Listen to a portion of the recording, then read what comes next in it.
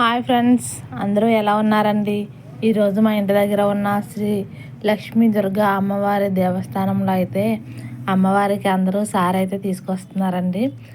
ప్రతి ఆషాఢ మాసంలో ఇలాగా అమ్మవారికి సారి అయితే పెట్టడం జరుగుతుందండి.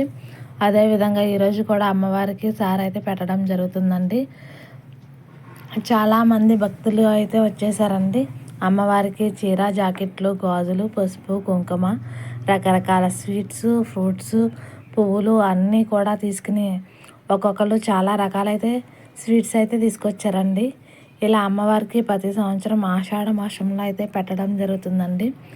అమ్మవారిని ఈరోజు శాకాంబరి దేవి అవతారం కింద కూరగాయలతో అలంకరించడం అయితే జరిగిందండి.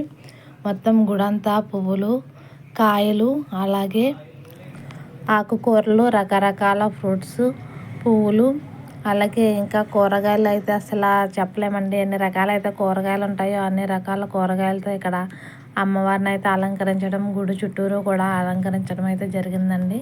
చూసారండి, అందరూ పళ్ళుముల నిండా స్వీట్స్ అయితే తీసుకుని అందరూ గుళ్ళోకి అయితే వచ్చేసారండి అమ్మవారికి సమర్పించడానికి.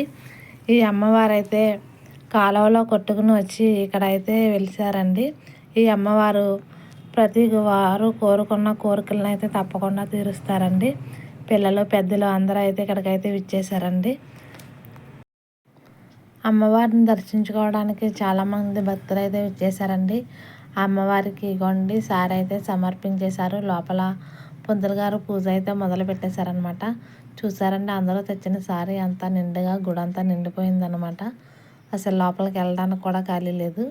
చూసారండి, అమ్మవారు చల్లని చూపులు అందరి మీద ఉండి అందరినీ చల్లగా చూడాలని అయితే కోరుకుందామండి. చూసారండి, రకరకాల స్వీట్లతో ఎంత బాగుందో కదా గుడంతా.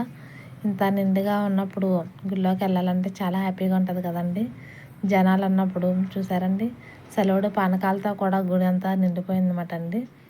ఓకే ఫ్రెండ్స్, మన ఛానల్ని సబ్స్క్రైబ్ చేసి లైక్ చేసి షేర్ చేయండి ఫ్రెండ్స్.